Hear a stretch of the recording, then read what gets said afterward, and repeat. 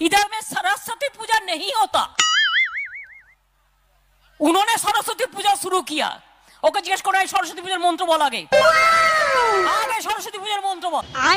মা দুর্গাকে জানে না, এরা বাংলায় রাজনীতি করবে বুঝুন।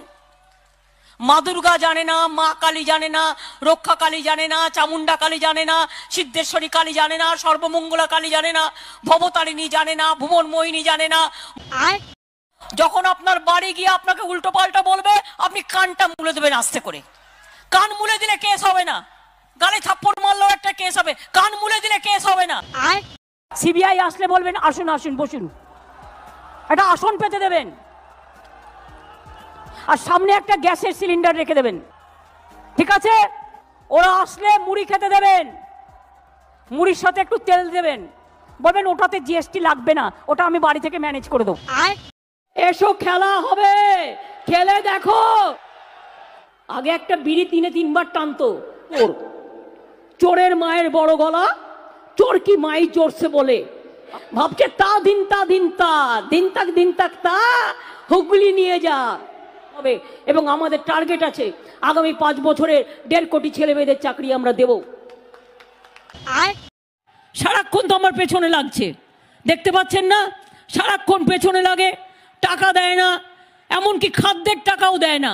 তাতে কি যায় আসে? আমার সে তাকাত আছে, শক্তি আছে, আমি জানি কি করে কি করতে হয়। कोविड का टाइम में पाए चलकर रास्ता में आस्ते आस्ते भूखा मर गया, रास्ता में आस्ते आस्ते भूखा मर गया।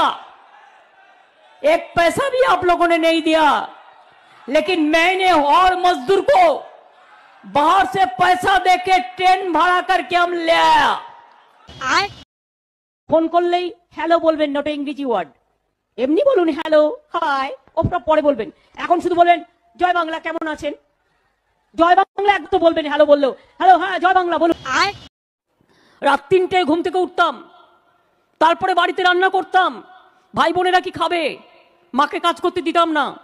বাবা মারা গেছে, 3টের সময় ঘুম থেকে উঠতাম, রান্না করতাম, করে 6টা 15 কলেজে গিয়ে ক্লাসে গিয়ে অ্যাটেন্ড করতাম। অনেক কষ্ট করেছি। আমি যখন এই স্কুলে পড়াতাম তখন আমি ফার্স্ট ইয়ারের ছাত্রী, মানে আমার সাথে স্টুডেন্টদের গ্যাপ ছিল ওই 5-6 বছরের আর কি।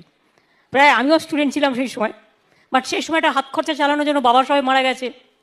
এই চাকরিটা পেয়ে গেলাম, তখন মাইনে দিত 60 টাকা, ক্লাস 8 পর্যন্ত ছিল। আমার অনেক ছাত্রছাত্রীরা আমি দেখতে পাচ্ছি এখানে আজকে এসছে, অনেক দূর দূর থেকে এসছে, তারা এখন অনেক বড় হয়ে গেছে। এবং আমি বললাম ওই 4-5 বছর ডিফারেন্স ছিল। কিন্তু তোমরা কি জানো আমি একটা জীবন্ত লাশ? আমার মাথাটা মেরে ফাটিয়ে চৌচির করে দেওয়া হয়েছিল। আমি মিছিল করছিলাম, একটা ডান্ডা মারলো লোহার, মাথাটা ফেটে গেল, আমি দেখতে পাচ্ছি গল গল করে রক্ত পড়ছে। আর একটা ডান্ডা মারলো, আমি দেখছি দুদিকে ঝরঝর করে রক্ত পড়ছে। 3rd ডান্ডা মারলো, ব্রেনটা ওয়াশড হয়ে যেত, ম্যাশড হয়ে যেত,